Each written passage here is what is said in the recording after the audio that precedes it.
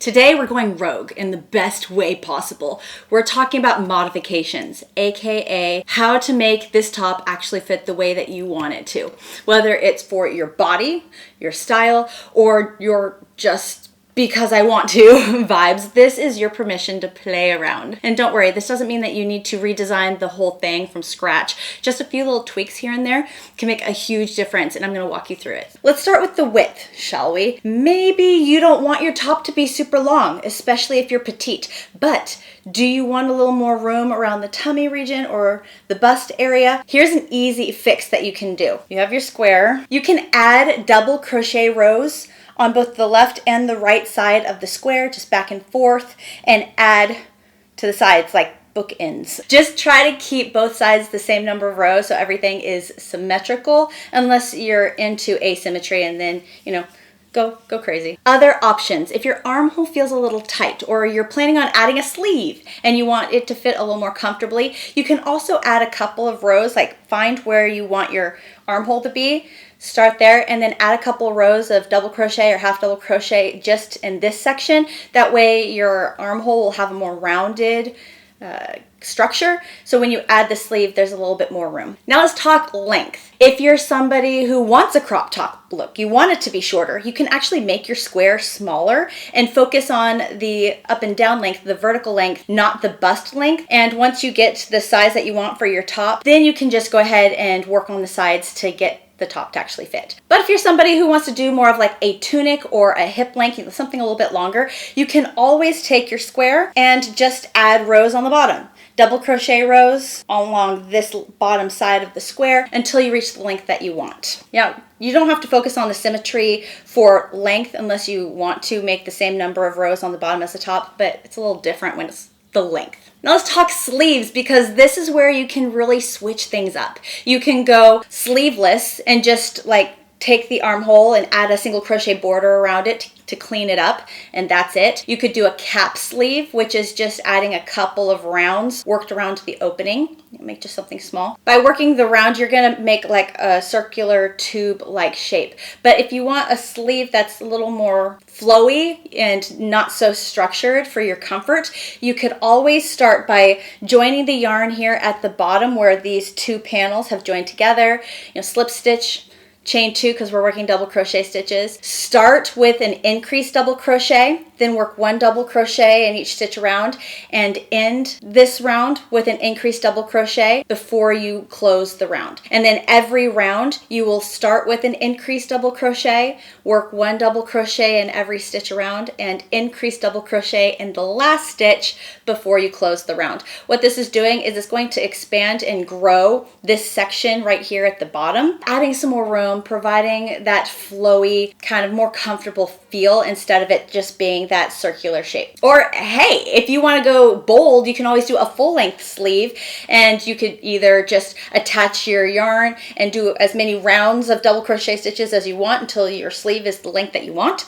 Or you could just take some granny squares and join them together and make your full-length sleeve out of granny squares. You've got options here. As far as how to attach your sleeves, you could always build the sleeve from the top, or you could build the sleeve separately and then just seam the sleeve to the top afterwards. Neither is better. It just depends on your comfort level and what shape that you're going for. Now let's talk your neckline here, because honestly, this is where I like to get creative. You can either go with a boat neck look, which is where you take just two flat panels and join them together, and when you do that, it creates like this almond shape at the top, which I think is really flattering. I really like this shape. That is a boat neck. You could also do a swoop neck, and to do a swoop neck, that's like the circle shape here. What you're gonna do is you're gonna take your top and you're gonna find the middle, like where is the center of your square. All right, for a rounded top, you want to take the center and you want to go a couple stitches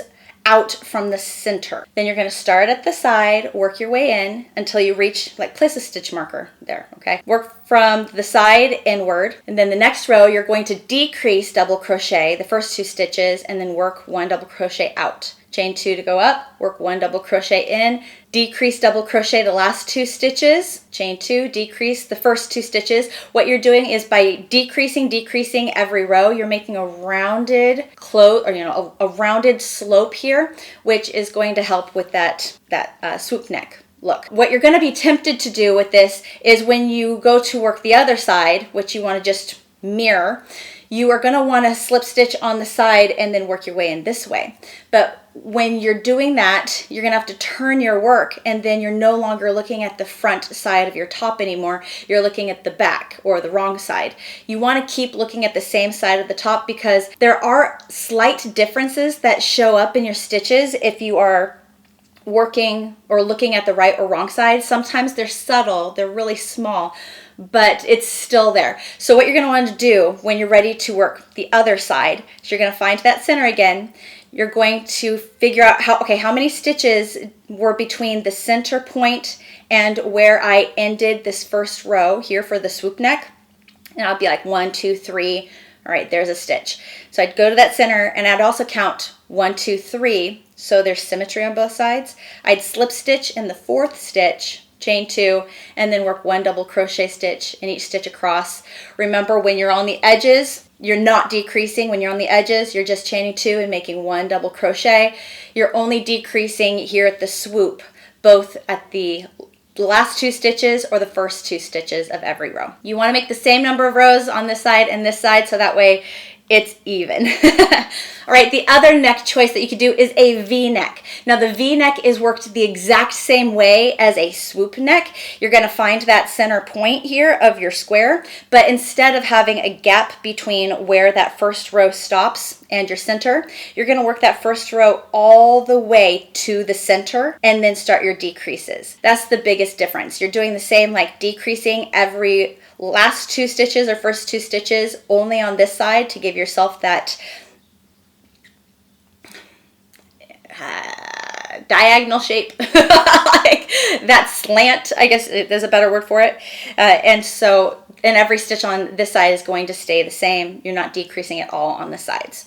All right, so difference between swoop and V is just how far in you take that first row. And then if you want to have a little bit of fun, another way that you could work the top is to not join the top sections at all, but instead make straps. So you could make like rectangular strips that you attach to the front, attach to the back, attach to the front, attach to the back, and then you have these cute little straps, and a lot of options here. It's adorable.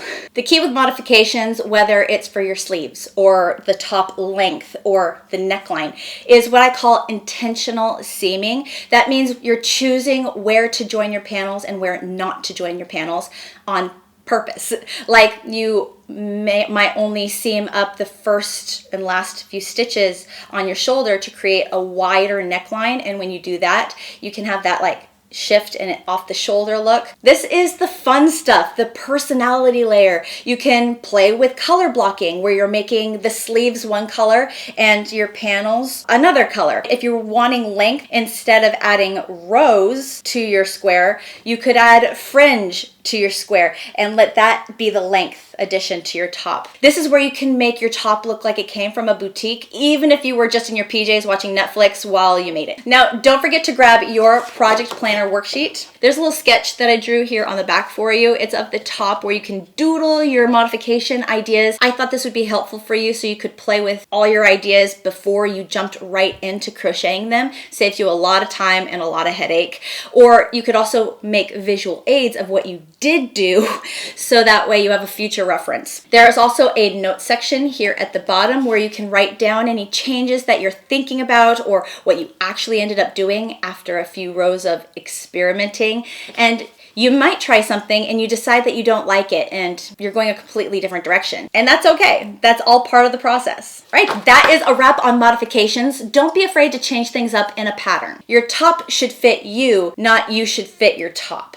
And if you're new to modifying patterns, remember, you're never locked into just one way of doing things. This is crochet. If it doesn't work, frog it. Try again. It's just yarn. Make sure that you share your ideas, your doodles, and your finished pieces on your Instagram or Facebook and tag me in it it so that way I can see it. Tag at Crochet with Tiffany, or post a picture in my Crochet Club chat forum. I love seeing the creative spins that you guys put on these projects. Seriously, you all inspire me constantly. And hey, if you like this video, don't forget to like this video, subscribe, and tap that bell. Next up, we're gonna be talking about joining and seaming ideas for your top, and I'll show you the easiest and cleanest ways to piece your top together. I hope you have the best day, and I'll see you in the next video.